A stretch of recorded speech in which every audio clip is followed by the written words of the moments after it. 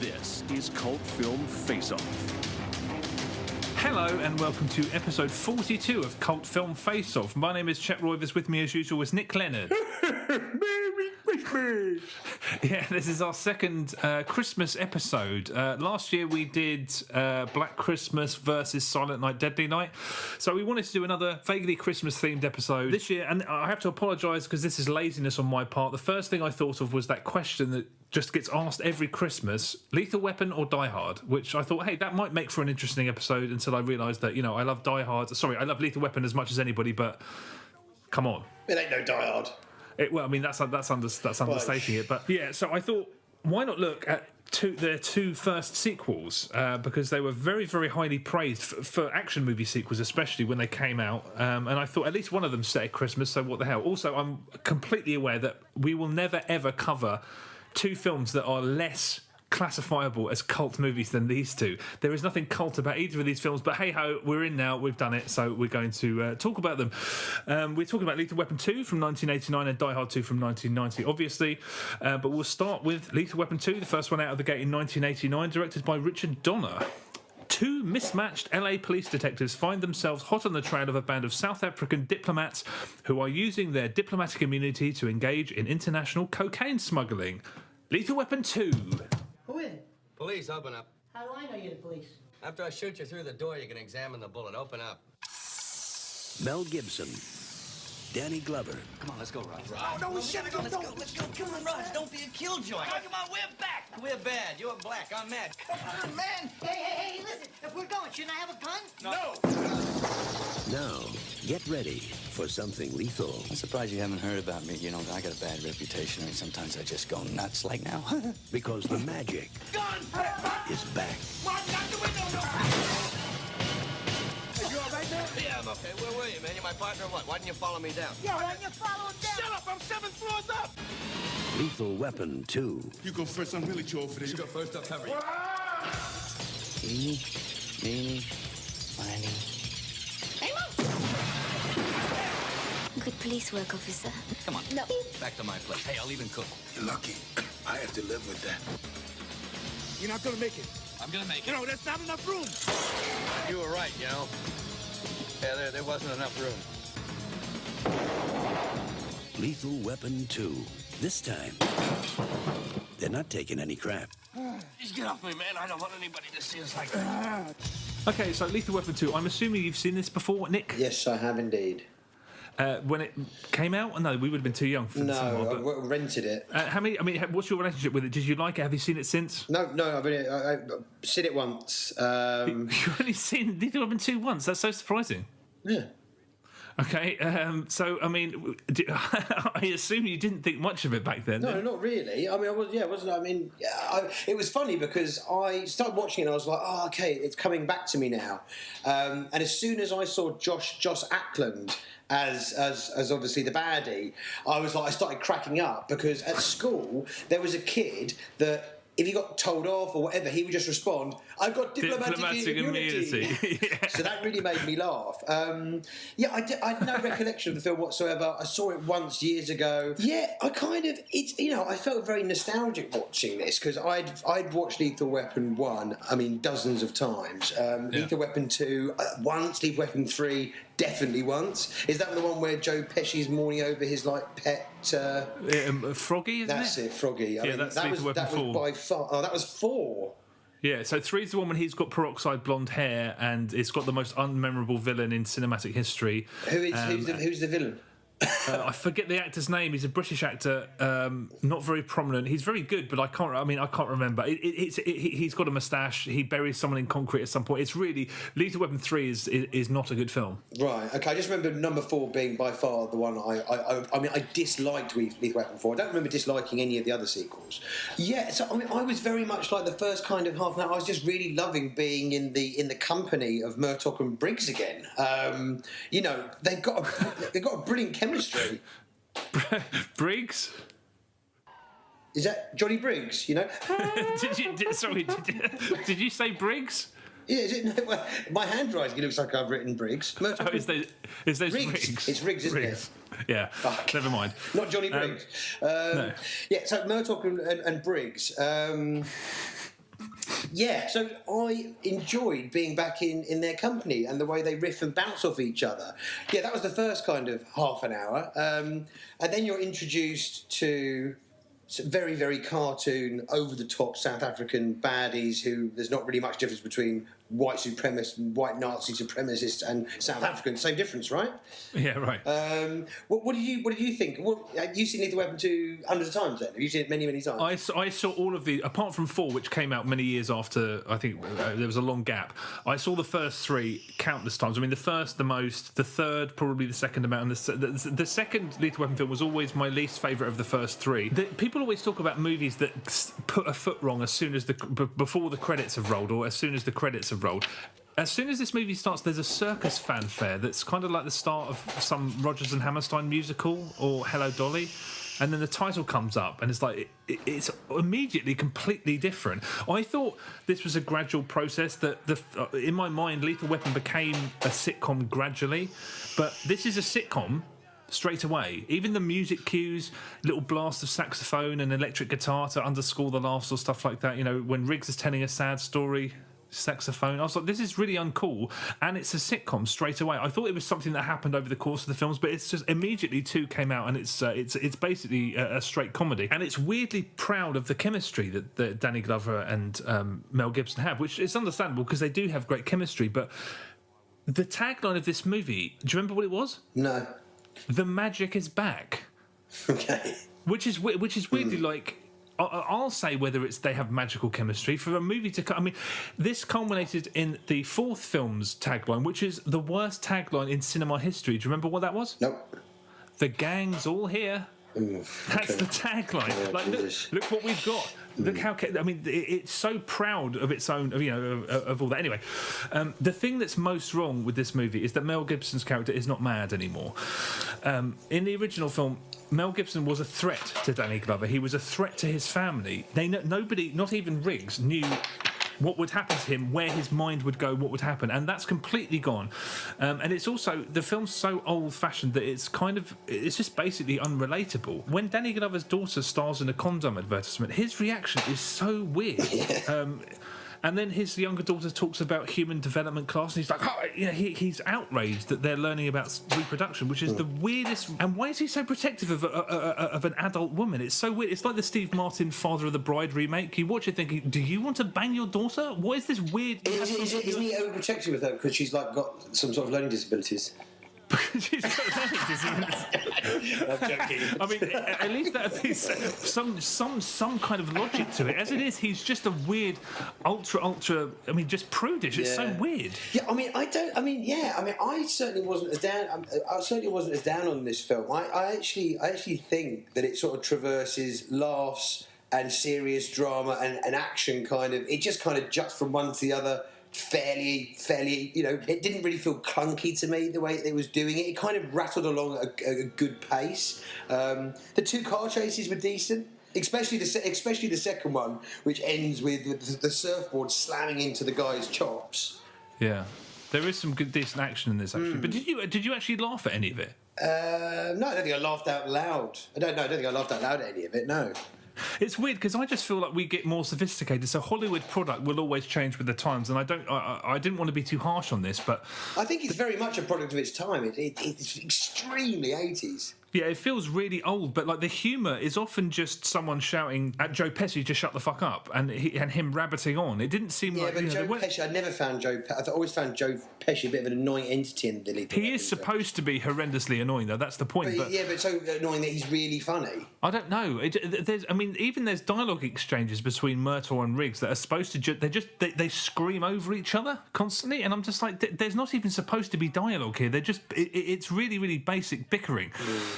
So I thought, as a comedy, I was like, wow, this is amazing that people thought this was not only a good movie, but a really good comedy. It got such good reviews at the time. That's interesting. I don't remember what the reviews were like when it first came out. I mean, the baddies are genuinely bad. I thought that was good. I mean, they are like cold, sadistic, racist killers, you know. They systematically bomb, you know, they're coordinating bombing and killing of mass police forces.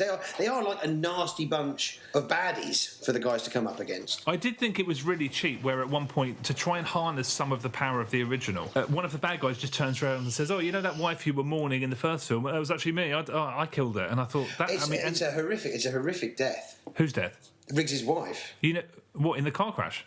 No, but the way it's just the way they talk about it in front of Riggs, I mean, it's just a horrible way to go. But throwing that in, just going. Oh, by the way, your wife didn't actually die in a car wreck. I killed her. I don't know. It just felt like it was desperately trying to trade off the power of the first film. I just thought it was quite nice, and also the fact that the current woman that he's doing, she gets offed really badly, and she's like at the bottom of the river. They show it quite explicitly. Patsy Kensit was really good. I just thought that was all done quite well, because that was actually quite nasty and quite dark. I was quite surprised that came out of mixed in with all this comedy and action was this actually pretty dark bit of drama. Yeah, I thought it was odd just because the first film. I haven't seen the first film in such a long time. I watched it a few years ago, and it's really held up. I mean, it was the one that I just, as a kid, that was the VHS that literally was almost played to kind of like warping. It got so knackered. But I haven't watched it for like 20 years. Yeah, I watched it on Netflix probably about 3-4 years ago, and it holds up amazingly well. Yeah, I'd like to revisit it. But yeah, and there's that amazing, that one of the best moments in the first film is that brutal fight that Riggs and Gary Busey have outside his Murtaugh's house in the end of the first one. Yeah, brilliant. And they try to replicate that by having, but the final showdown, and this is a snoozer. There's a dark bowling pin sort of shootout by some big containers, and when they have that fist fight, it's mainly Mel Gibson getting kicked on the ground and then Mel Gibson punching the bad guy on the ground. It's not exactly a sort of martial arts battle that the first one was. Hand-to-hand combat has come on in leaps and bounds, thank God. No, it was a bogus end of film fight sequence. Also, there was one line of dialogue. I don't know whether this stuck out to you. I heard one line of dialogue and I rewound it. I was like, what? It's when Mel Gibson threatens one of the South Africans. Do you remember it? Yeah, I do. Is it the sequence where the fish tank gets shot out? It's just after that. Yeah, he points the gun at him and says, he says, "Get the fuck out of my country. If you stick around here, I'm going to fuck your ass." Yeah, well, that sounds like the same sort of pillow talk that he used to talk to his wife about. No, baseball analogies, baseball chatter. That is Red Shoe Diaries shit when they're having sex in that bed. Oh, that's horrific. Did you notice Uncle Hank from Breaking Bad? Yeah, it's one of his team. Yeah, gets taken out. Yeah. I mean, he must have gone bald at a very young age.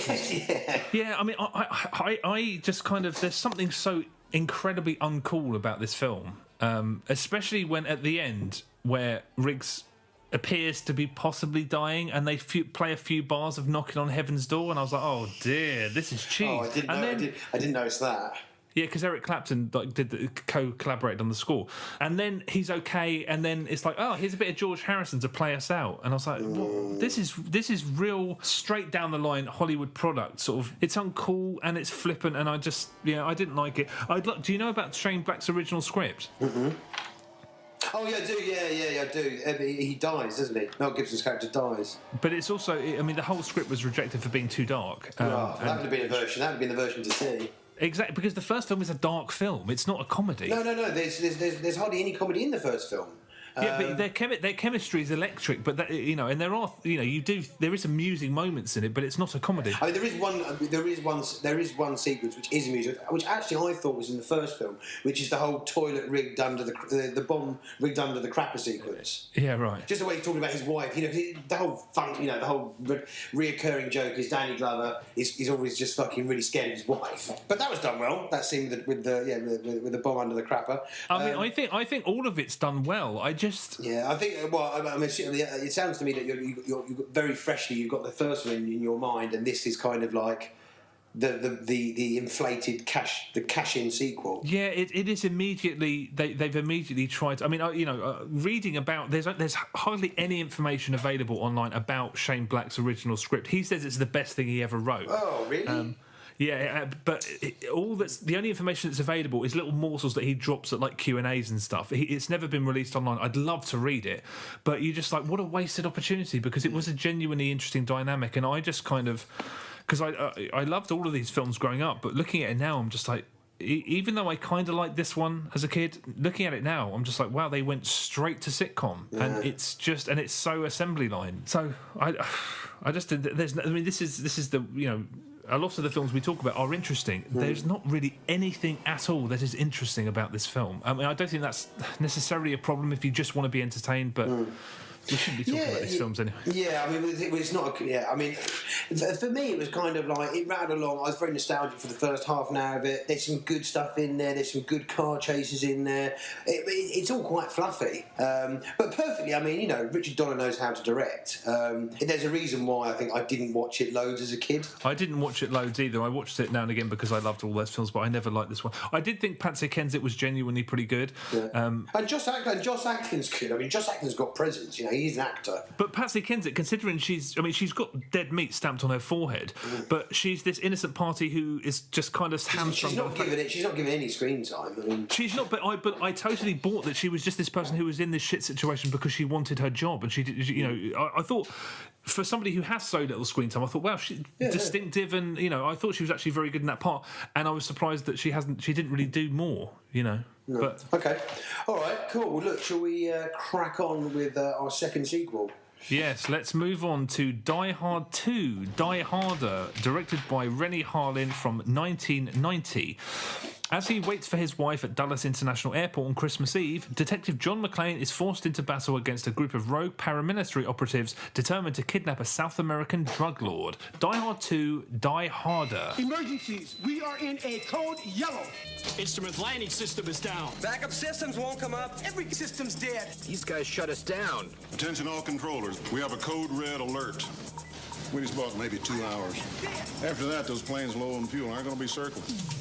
They're going to be dropping on the White House lawn. I want every officer recalled and assembled in body armor with full weaponry in the motor pool in 5 minutes. It's time to kick it. Our own SWAT team's gone. Well, maybe they're just a little bit more creative than you think. Start looking for a new miracle. Who the hell is this? We don't need a loose cannon on this deck. You get the hell out of my office before I throw you out of my damn airport. You're the wrong guy in the wrong place at the wrong time.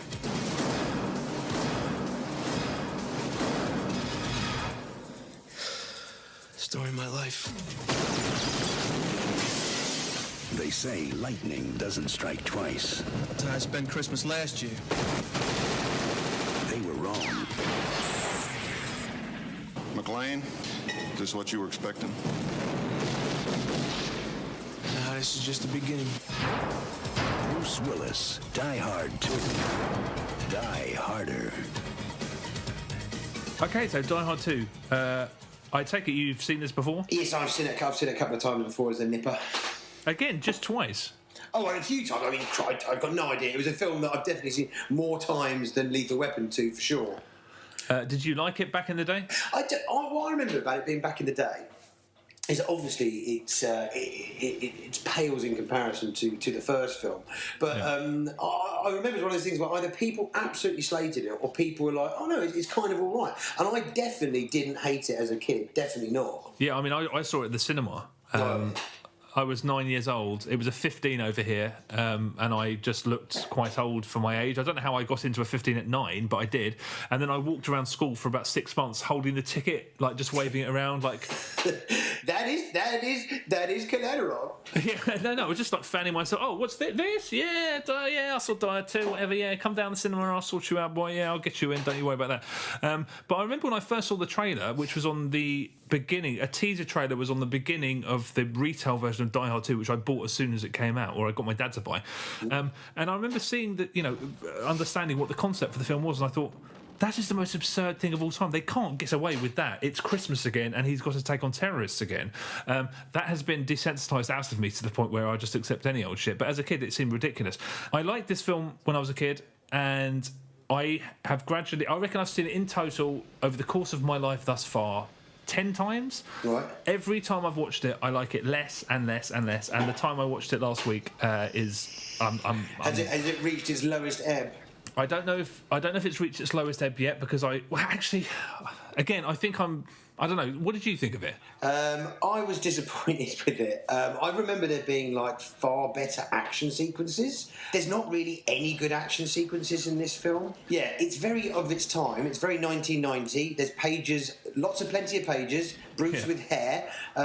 It starts off with the sight of William Sadler oiled up, practicing front kicks and a Qatar in the meal, butt naked, which I think would send the fear of any red-blooded man into a sense of fear. And I started thinking to myself, I've already seen way more asses that I've ever wanted to see doing this podcast, you know? A couple of weeks ago, I was treated to... the ass of Tommy Wiseau, and now I'm treated to the ass of William Sadler. It's basically everything that was so great with the first film is bad with this film. You know, William Sadler is no Hans Gruber. You know? I mean, that's not his fault. You can't follow one of the greatest villains of all time. But even so, yeah, he's not a memorable villain at all. He gives it his all, but the character's just not there. The character's not there. The character's completely underwritten. You know, yeah, rubbish. I mean, it's got some solid character actors in there. You know, Dennis Franz from is it NYPD? Yeah, NYPD Blue. He's terrific. Yeah. Yeah, he's brilliant. He's really good. But it's just, I mean, it was just daft. I mean, what's so good about Die Hard? The whole thing about Bruce Willis's character in the first film is he was an everyman thrown into a unbelievable situation. In Die Hard 2, he is more like a superhero, you know? Yeah. That's again, like you know, when Die Hard 4 came out, everyone was like, "Oh God, here he is!" All of a sudden, John McClane, the people's hero, is surfing on like a Harrier jump jet. Yeah. But there is a bit of that in this film as well. Again, there's not any real peril because he's just Superman. No, there's no peril. He never injures himself. He's never. Do you know what I mean? Where in the first film, he's doing himself injuries. He's way more, you know. Whereas this, he just seems to be indestructible, and he just pops up everywhere, and he can take on loads of people, and he can get hand grenades thrown at him in a small confined cockpit space, but still emerge completely without a scratch. It's just daft. I think this is why I really dislike this film as much as I do, because you know I can appreciate it on the same level as I do Lethal Weapon 2. It's a very, very well made film, but Die Hard kind of drew a line under the action movie. It said, you know, in an era of Schwarzenegger and Stallone, it said we're going a different way with this. So the fact that they immediately relented again, it's like Lethal Weapon 2 that turned into a comedy straight away, and it's now John McClane is just another ridiculous action hero, and it's a real shame watching the second one because I think they put the foot wrong straight away. As a film, I think it's way too obsessed with plot. I don't think there's enough characterisation in it. You know, the first Die Hard had so much characterisation, and there was so many great scenes that weren't action scenes, whereas this is just relentless action and relentless plot.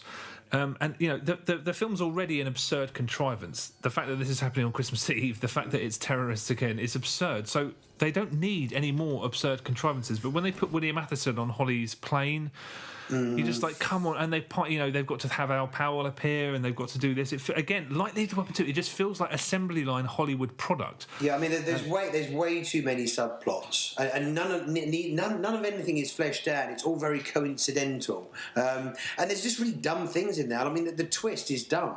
I mean, why bother with the whole fake army thing? What's the point? Yeah, it would be impossible to organise. Well, why bother doing it? You've already got all the guys in there. You've already got a team of guys in there. What's the point of doing all that just so you can have them, you know, the big switcheroo? Oh, actually, no, we're all part of that team as well. I mean, it was just. But again, I think this was a decent comparison in the end, because you know Lethal Weapon 2 tried to kind of bring back some of the power of the first one, and this, I think they tried to. They said we need that moment where Hans Gruber turns around and he speaks with an American accent. We need a twist like that, and I guess that's what that's there for. Yeah, I mean, it just completely fucked the pooch. If you were an armed police officer, a SWAT team member, going into a tense situation where, you know, you go to a situation where people that shouldn't be there are there inexplicably, the only reason you'd say, hey, arsehole, what do I look like to you, is so that the guy could turn around and go, sitting duck. Yeah. I mean, when he says that, I'm like, that's lame. Also, John McClane's one-liners are really weird. When he turns around to Dennis Franz at the beginning, he says, "Hey, Carmine, what sets off the metal detector first? The lead in your arse or the shit in your brains?" Yeah. Well, I mean, why is lead in the arse? I mean, I suppose it's just something's up his arse, I guess, and that would set off a metal detector. Shit in your head would not. Also, He said, Al Powell says to him at one point, "You're not pissing in someone's pool, are you?" And John McClane says, "Yeah, and I'm fresh out of chlorine." If you were going to do something as rock and roll as piss in someone's pool, you wouldn't have chlorine to put in there in the first place. So why would you have to announce that? I think I'm thinking into this a bit too much. Yeah. What I'm saying is, they're shit one-liners. They're shit, really, really lame one-liners. And another thing that's this is a shallow thing, but I also don't like it because it's less bloody. And when the film came out and it was very well reviewed for an action sequel, everyone said this is too violent. The people who dismissed it said that anyway. It added some kind of peril, the fact that Die Hard was kind of bloody but not too bloody. It wasn't a bloodbath, but you hear the sort of there's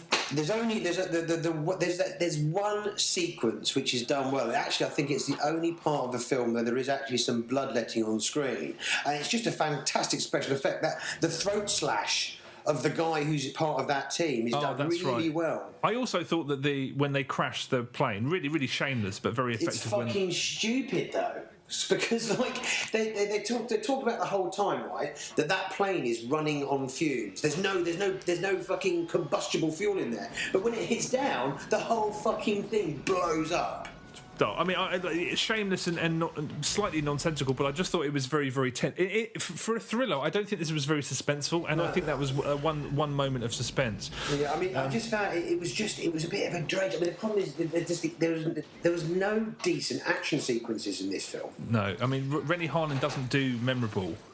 He makes very, very efficient. I mean, you know.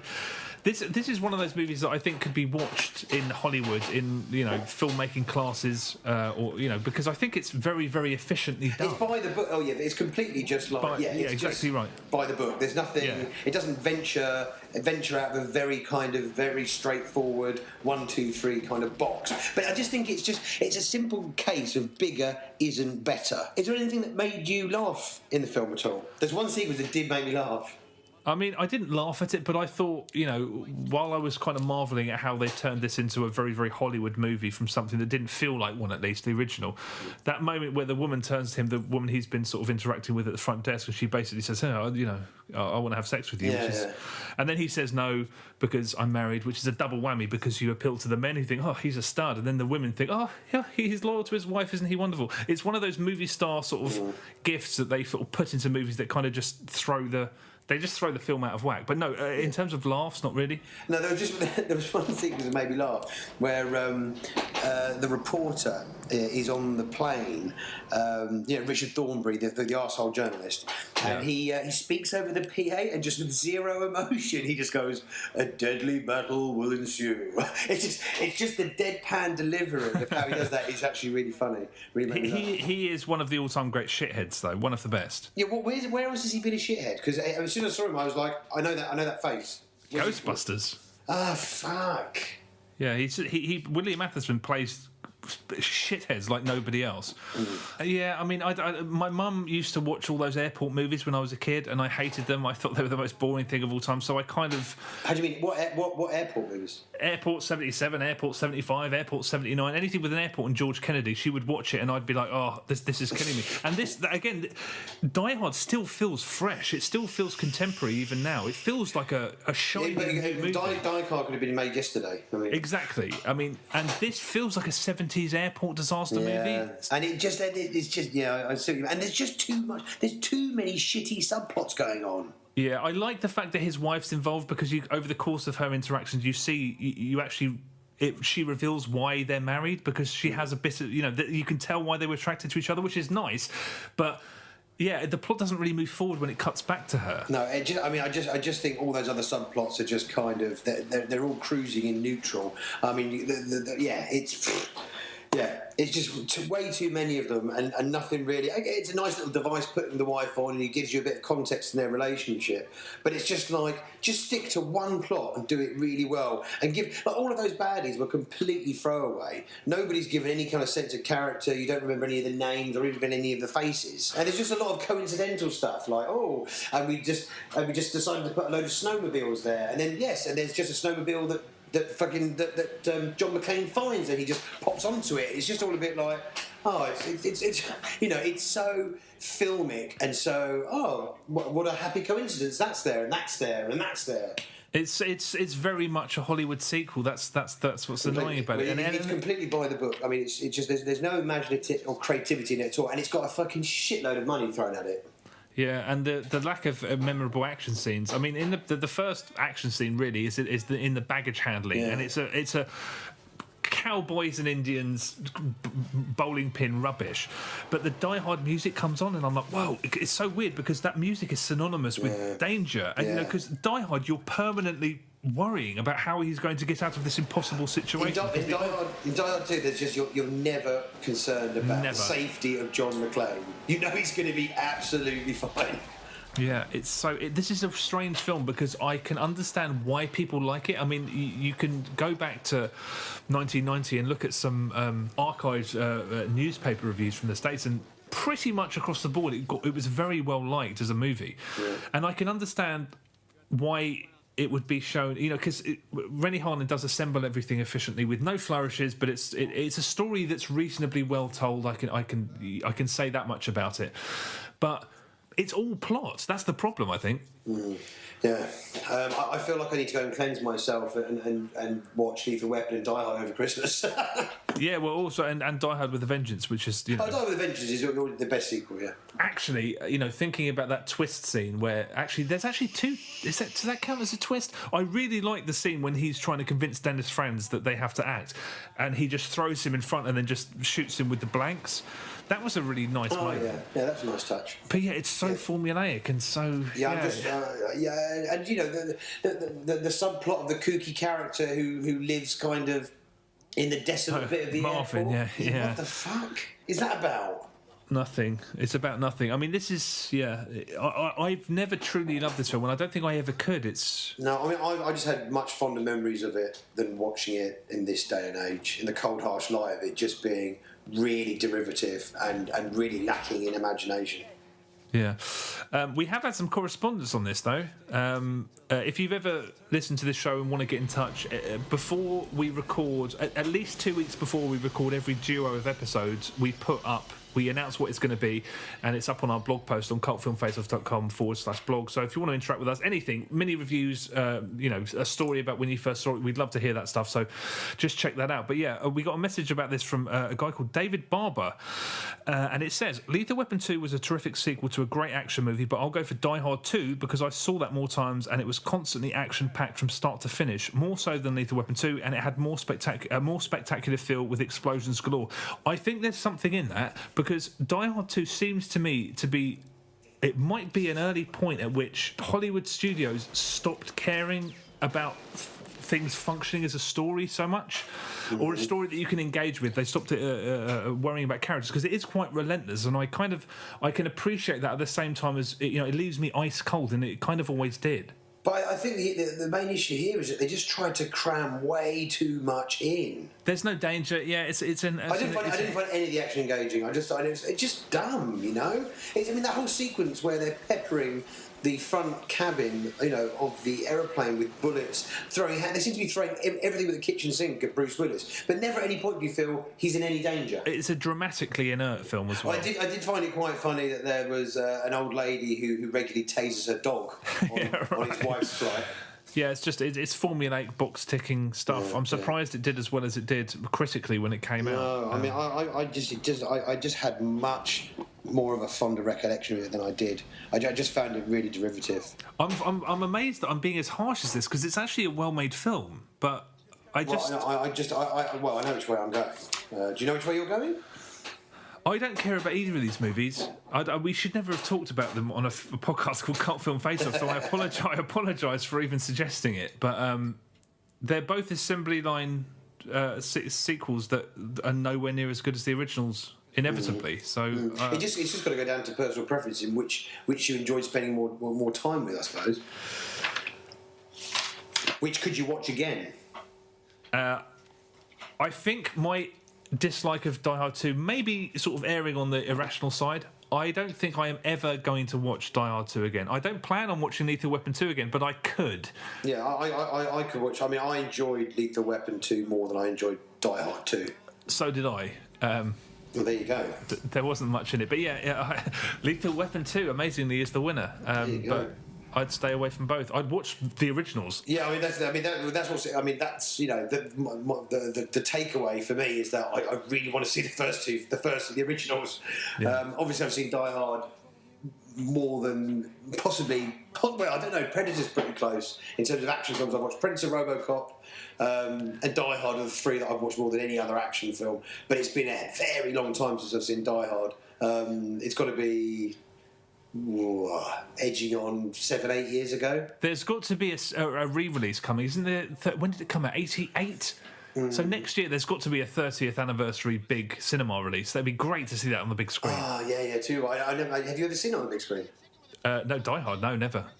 It's one of those. I don't think I've ever seen it actually listed in Prince Charles Cinema in London, which does brilliant. Does brilliant screenings of very old films. I can't ever remember seeing Die Hard, but I could be wrong. But I'd love to see Die Hard, brand new print. That would be golden.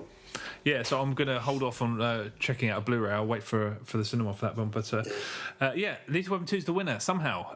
Thank you very much for listening. Check out our social media channels. As I said earlier, check out our blog on cultfilmfaceoff.com and you'll see the next 2 episodes we're going to record at least 2 weeks before we record them. And all of our episodes are making their way slowly to YouTube, cut to video. So check those out as well. And have a nice Christmas and we'll see you in the new year, I think. Yeah. So cheers. Merry Christmas, Chavez! See you later.